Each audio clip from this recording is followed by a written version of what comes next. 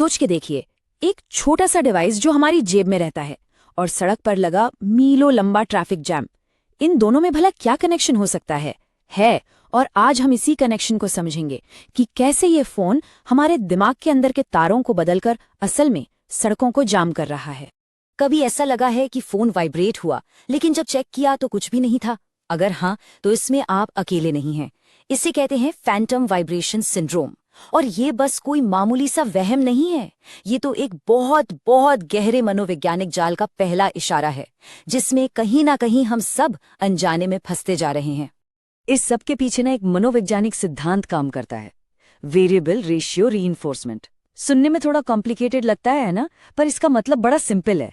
एक ऐसा रिवॉर्ड जो कब मिलेगा ये पक्का नहीं। बिल्कुल, ये वही तकनीक है जो कैसीनो की स्लॉट मशीन को इतना एडिक्टिव बनाती है। पता नहीं होता ना कि अगली बार लीवर खींचने पर जीतेंगे या नहीं। ठीक वैसे ही हमें नहीं पता कि फोन उठाने पर कोई लाइक या मैसेज मिलेगा या नहीं, और बस यही अनिश्चितता हमें बार बार फोन चेक करने पर मजबूर करती है। तो चलिए थोड़ा दिमाग के अंदर झांकते हैं और देखते हैं ये शायद वाला खेल आखिर चलता कैसे है। ये सिर्फ एक आदत नहीं है, ये न्यूरोलॉजिकल कंडीशनिंग है। एक 2022 की स्टडी से एक हैरान करने वाला नंबर सामने आया। पता है, एवरेज हम अपना फोन दिन में कितनी बार चेक करते हैं? 96 बार। मतलब जागते हुए हर 10 मिनट में एक बार।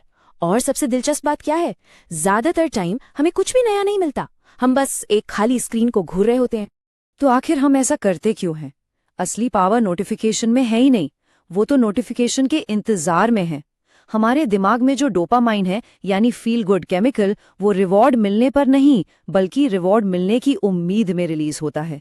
इसे कहते हैं डोपामाइन एंटिसिपेशन लूप। मतलब फोन उठाने का ख्याल आते ही दिमाग को एक छोटा सा हिट मिल जाता है, भले ही स्क्रीन पर कुछ हो या ना हो। और यही है फैंटम वाइब्रेशन का राज। दिमाग उस डोपामाइन हिट के लिए इतना बेचैन हो जाता है कि वो खुद ही उस सिग्नल को इमेजिन करने लगता है जिसका वो आदी हो चुका है। ये बस ध्यान भटकना नहीं है, ये गहरी सीखी हुई आदत है।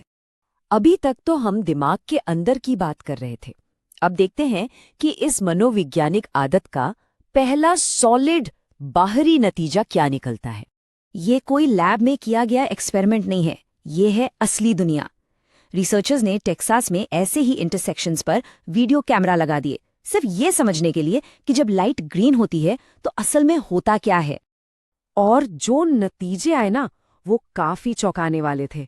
जो ड्राइवर्स रेड लाइट पर फोन यूज कर रहे थे, वो बाकी लोगों से लगभग 1 सेकंड ज्यादा देर से चले। 1 सेकंड सुनने में शायद ज्यादा ना लगे, पर ट्रैफिक में 1 सेकंड की देरी भी बहुत बड़ी हो सकती है। देखते हैं कैसे।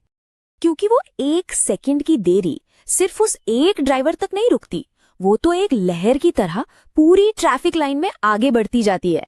यहाँ देखिए, जब सामने वाली लाल गाड़ी देर से चलती है तो उसका असर सिर्फ उस तक नहीं रहता, उसके पीछे की हर नीली गाड़ी को इंतजार करना पड़ता है, और ये देरी की लहर पीछे जाते जाते और बढ़ जाती है। और ये रहे असली नंबर्स।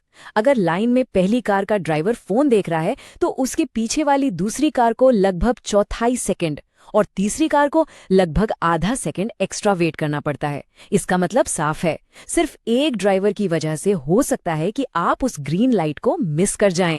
जब एक छोटी सी आदत का इतना बड़ा असर होने लगे तो जाहिर है समाज और कानून एक्शन लेते ही हैं। ऑस्ट्रेलिया जैसे देशों में अथॉरिटीज इस चीज को बहुत सीरियसली ले रही हैं। क्वींसलैंड में सोचिए, ड्राइविंग करते वक्त फोन छूने पर $1200 से ज्यादा का फाइन और 4 डिमेरिट पॉइंट्स हैं। ये अब सिर्फ एक ट्रैफिक रूल नहीं रहा, ये एक पब्लिक सेफ्टी का मुद्दा बन गया है। तो लीगल तरीके से फोन कब यूज कर सकते हैं?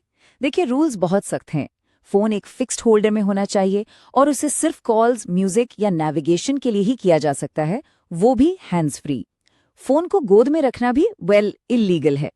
तो ठीक है, अब जब हमें प्रॉब्लम समझ आ गई है तो सवाल ये है कि इस लूप को तोड़ें कैसे, कंट्रोल वापस कैसे पाएं? सबसे पहले तो ये समझना जरूरी है कि इसमें विल पावर की कमी की बात नहीं है। हम एक ऐसे सिस्टम से लड़ रहे हैं जिसे दुनिया के सबसे स्मार्ट लोगों ने हमें एडिक्टिव बनाने के लिए ही डिजाइन किया है। तो ज्यादा डिसिप्लिन की कोशिश करने से बेहतर है कि हम सिस्टम को ही बदल दें।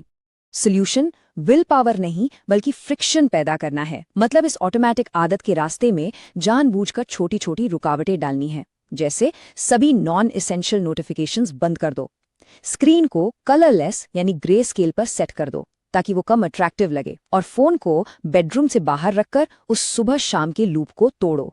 ये छोटे छोटे बदलाव इस ऑटोमेटिक आदत को एक सोचा समझा डिसीजन बना सकते हैं। तो बस सवाल यही है, अगली बार जब हाथ स्क्रीन की तरफ बढ़ें तो क्या वो एक सोचा समझा फैसला होगा या बस एक एल्गोरिदम का असर? सिर्फ 1 सेकंड रुककर ये सवाल पूछना ही कंट्रोल वापस पाने की और उस प्रोग्रामिंग को तोड़ने की शुरुआत है।